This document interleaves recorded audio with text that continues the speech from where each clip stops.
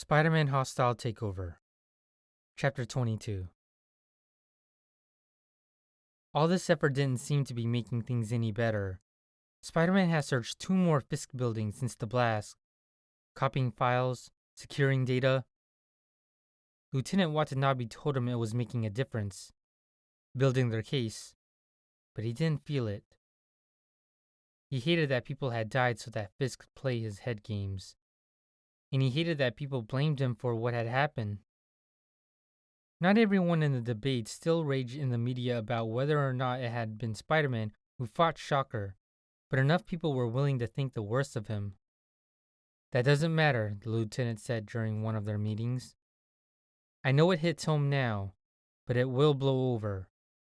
Another story will distract them, and people will go back seeing the good you do. Spider-Man wasn't so sure. Tonight he rescued a teenager from a mugger, and both the mugger and the victim had fled from him in terror. How could he help people if they were afraid of him? For that very reason, he'd been keeping a low profile. Crime victims, accident victims, people trapped in burning buildings. It didn't matter if the walls were coming down around them. They still treated him like he was a threat. Meanwhile, his doppelganger was still spotted 2 or 3 times a week, not exactly giving random citizens wedgies, but causing minor mayhem and generally spreading the idea that Spider-Man simply didn't care about the ordinary people. Keep your eye on the important things, Watanabe said, but he had 2 eyes. He could keep one on her data hunting, but he had the other eye on someone else. Again and again, he watched the footage of the fight between the Shocker and the imposter. One thing was clear, the Shocker was in on it. He wasn't the brightest light out there, and if he could just be nabbed, getting information out of him shouldn't be hard. Watanabe didn't know about this plan, because he wasn't in the mood to be talked out of it. It felt strange walking into a place like an ordinary person, but in costume. Not swinging, leaping, or tumbling, just walking. His search for the Shocker had hit a dead end, and it was time to start questioning some people who might actually know. The establishment known as the Bar with No Name was familiar to the police, but even if they were looking for criminals with enhanced abilities, it wasn't worth the danger to try to get inside. It was also well known to people like Spider-Man, but good guys in costume generally kept out unless there was a solid tip. J. Jonah Jameson claimed that supervillains did what they did because superheroes egged them on. There might be an element of truth to the notion. Thus, going into one of the safe places could quickly escalate. So he would go in mellow. He would follow the rules, and there would be no problems. He knocked on the door and an eye-level slit hissed open. So, I'm selling cookie dough for a fundraiser, he said. Any interest? He leaned forward and said in a whisper, You don't even have to use it to make cookies. You can eat right out of the tub. Sorry. Only a pair of eyes could be seen on the other side. This is a no-trouble zone. No trouble intended, Spider-Man said, showing his empty hands. As though that actually meant anything. I know how it goes in there. I just want to talk. The panel slid shut, and there was a muffled conversation. He had a distinct impression the guy at the door was talking it over with someone. Then the door clicked open. When he entered, there was the usual hubbub of a bar, and a good guy stood in the back holding a microphone. As soon as he was through the door, the effect was instantaneous. Silence. Conversation stopped, as if a switch had been flipped. All eyes turned toward Spider-Man. He decided to play it cool, act like he didn't notice, and strolled up to the bar, taking note of everything he saw along the way. Like, for example, Electro hanging out at a table, and the Scorpion standing nearby. There were lots of people without costumes. They could have been anyone. From some crime bosses to henchmen, gang members to villains Spider-Man had fought. Difficult to recognize without their usual get-ups. Chill down, villainous people, he announced with the same meaningless empty hand gestures he used outside. Bar with no name. No fighting. I get it. Spider-Man walked calmly across the room. He reached the bar and smiled at the bartender, though it didn't do much good. The guy was tall and wore a tank top that exposed arms that looked like they could have punched through walls. He also held what looked like a glowing green baseball bat, some kind of tech that could stop someone with enhanced abilities, or at least slow them down. There are rules, and as long as you follow them, you get to come in, the bartender growled. But it's a bad idea you being here. Why have prices gone up? I'm serious, bro. We're all on thin ice. Relax, Spider-Man said. I'm just here for justice and vengeance. Nothing can go wrong. What do you have that's good filtered through a mask? Come on! A simian and frankly hairy shirtless guy shouted, Let's get on with it! That guy, Spider-Man thought. Hey, Gibbon, sup? Just cool your jets, the bartender told Harry. I'll deal with this. Then he waved to the guy with the microphone. In turn, the man in back leaned into the microphone.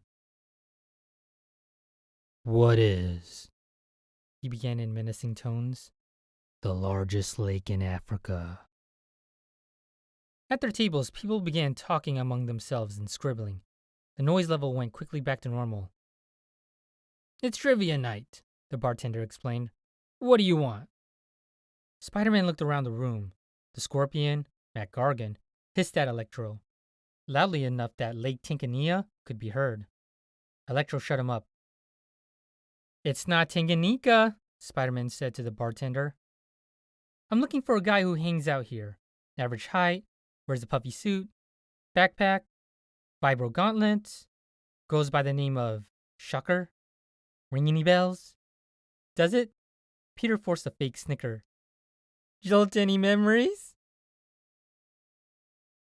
Before the guy could respond to his witty repartee, a shadow stretched across the bar. Someone was looming behind him. But his spider sense wasn't tingling, so he chose not to react. In his peripheral vision, he could see that the Scorpion had come over. No easy task with his giant spiked tail sticking out. Gargan put a massive hand over Spider-Man's shoulder.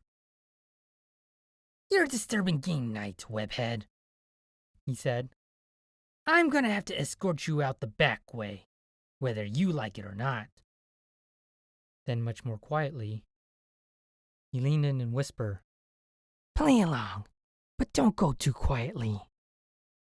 Still no spider sense, so all signs, however improbably, suggested that the Scorpion was sincere.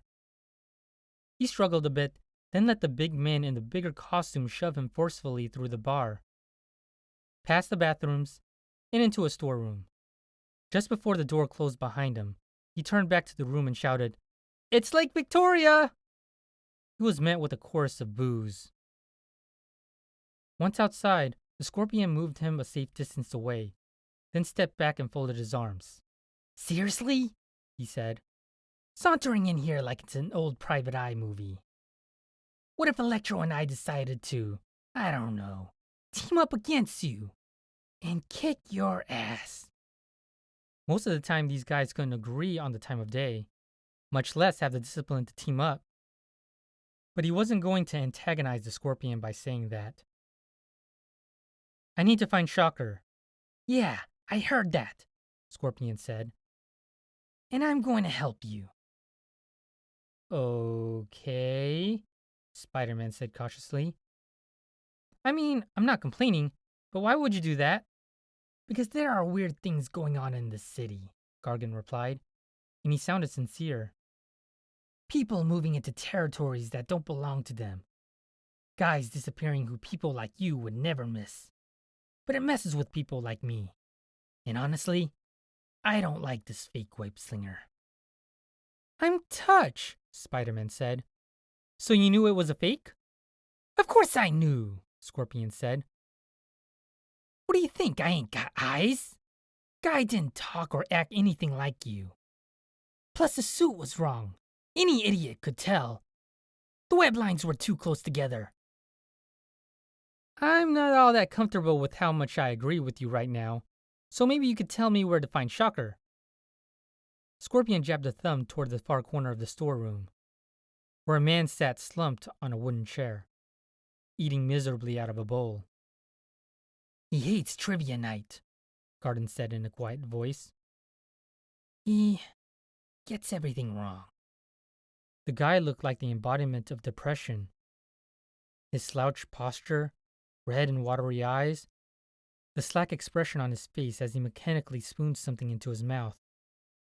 Herman Schultz, Shocker, and out of his suit, which seemed like a pretty good deal, as far as Spider-Man was concerned. He felt the anger begin to build inside. Here was the guy who had blown up the sandwich place, who had killed all those people, who had killed Anika. Spider-Man wanted to grab him, to drag him out of that bar. Let Scorpion or anyone else try to stop him. He controlled himself, however, because he was there for answers. He had agreed to play by the rules, because something had been totally wrong with that operation from the beginning. The guy on the video feed hadn't seemed like Shocker, hadn't talked like Shocker, and there was no way Shocker would cause mayhem, certainly not with bombs, when he could be using his gauntlets. He loved those gauntlets. Herman, he said, walking over. Quit stuffing your face for a minute and tell me everything you know, or we're going to have a major problem. I already got major problems, Schultz said. Someone stole my suit. Spider-Man folded his arms. Okay, this made sense. It would certainly explain a lot if that had been a fake Shocker fighting a fake Spider-Man. When did this happen? Maybe a month ago, Schultz said. I've been trying to get something new put together, but it's complicated, because the cops are looking for me, not just for the restaurant thing. I commit a lot of crimes. You say that as if we're not already friends, Spider-Man replied. Hey, you seem like you know a lot of science stuff, Schultz said. Maybe you can help me get a new suit? Yeah, wait right there. I'll call my tailor. He paused and added, What can you tell me about the one you lost? Some guy all in black came at me from behind and above, Schultz said. Never saw it coming. He actually kind of moved like you, but he punched like a boxer. If I could have gotten one good shot at him, I'd have taken him. But he didn't fight fair. That's a bummer, all right, Spider-Man agreed. It wasn't just a suit, though, Schultz said. He took over my website, shut me out of the thing. I put in my name and password, but it says I'm wrong. I mean, I can't make any money if I don't have a suit. But there's a principle here. You have a website? Spider-Man said. You gotta be all modern these days, Schultz explained. Can't argue with tautology, Spider-Man agreed. Did you try tracking the IP address of the hacked website to see if you could locate the guy? Schultz blinked at him. You're just making word-like sounds as far as he's concerned, Scorpion said. Spider-Man turned to Gargan. Didn't you guys try to get his suit back for him? We're all sort of on the same side here, Scorpion said. But it's not like we're on the same team, if you get my meaning. Besides, after that restaurant fiasco, Shocker is red hot. None of us want to go anywhere near anything that has to do with this suit. Better for me, Spider-Man thought. It might be too much to hope for, but he knew his way around a computer. If he could find out who was running Shocker's website, then he'd be one step closer to finding out who had partnered with the false Spider-Man. He shrugged at the Scorpion. This has been a surprisingly productive use of my time. I'm not really sure how to say this, but thanks. I ought to rip you in half for answering that trivia question, the Scorpion said. Which I knew, by the way. But I get it. You're trying to protect your reputation. So I'll give you a pass. What does it matter to you, me trying to protect my reputation? Because it's selfish, the scorpion said with a grin. That means you're just like the rest of us. He wasn't being selfish. Sure, he had a personal motivation for not wanting the world to hate him, but it made him a lot easier to be one of the good guys. Ultimately, that was the important thing. Probably. In any case, it was a philosophical question, and Spider-Man had other issues to address. His first priority was tracking down the owner of the stolen suit, so he made a quick detour to his apartment and pulled up Shocker's website, which was pretty basic. Mean of contact and methods of payment through third-party systems. There were a whole host of ways to hide an IP address. Turned out it wasn't particularly well hidden in the first place. In less than half an hour, he had a location in Turtle Bay, right around the corner from the Wakandan embassy. Unfortunately, his digging couldn't get him an apartment number, so Spider-Man was reduced to peering into the windows of the converted brownstone. He hoped he didn't see anything embarrassing. The last thing he needed was to be labeled a peeping Tom. Many of the apartments were dark and empty. In one, a couple was watching TV. In another, a man was playing with his dog. In yet another, a man in a Shocker suit stood before a full-length mirror, posing. I am the Sinister Shocker, he announced in a voice muffled by the suit. Something tells me this is the place. The man in the Shocker suit turned suddenly. He must have caught a glimpse of Spider-Man in the mirror, because he unleashed a wave of vibrations from his gauntlet. The web-slinger simultaneously pushed himself back and twisted to the side. As he tumbled through the air, he shot a line of webbing at an adjacent and much taller building, pulling himself high into the air to give himself a moment to formulate a strategy. When he looked back, the fake Shocker was standing by his open window, peering out like he was admiring the view. There's my strategy, Spider-Man thought, torpedoing the fake Shocker with 2 lines of webbing. Then he pulled hard as he fell. The Schultz impersonator tumbled out the window head first. Tumbling downward, Spider-Man put out protective webbing below the man in the Shocker suit and then set out another line so he could swing, rather than plummet to the ground. When he landed, the fake Shocker was lying on his back in the web. He managed to raise his arm enough to send out a blast, but the web-slinger backflipped out of the way. This guy is no Herman Schultz. He uses webs to pin the imposter's arm. He lay there, trapped in. Spider-Man thought about this for a moment. A hammock of despair. Yeah, that felt right. But it wasn't nearly enough, he told himself. This was the murderer then. This was the guy who committed crimes too horrible even for the Shocker. Stop! The imposter cried out. Don't web me anymore! I don't want to fight! Then why did you start fighting? You startled me! And then you pulled me out of my window! The guy actually sounded scared and, well, harmless. He didn't sound like a cold-blooded killer. The bombing, Spider-Man said. Tell me everything. I don't know, he shouted. Look, my name is Phil. Phil Simmons. I'm an actor. I want to be. I've had a few roles. I've even had the lead in. Focus, Spider-Man snapped. Look, the suit came in a package, along with the password for the website. Then jobs started coming in. I needed the money. And then the thing at the sandwich place, and a note saying I had to do it or they'd turn me over to the police. I was never really a bad guy, just playing one. In real life, it was good money, Simmons protested. And I kept getting threats. He said I had to keep on being the Shocker. I didn't know what to do. You have no idea what it's like not being able to pay your own rent. Yeah, that's outside my experience for sure, Spider-Man said.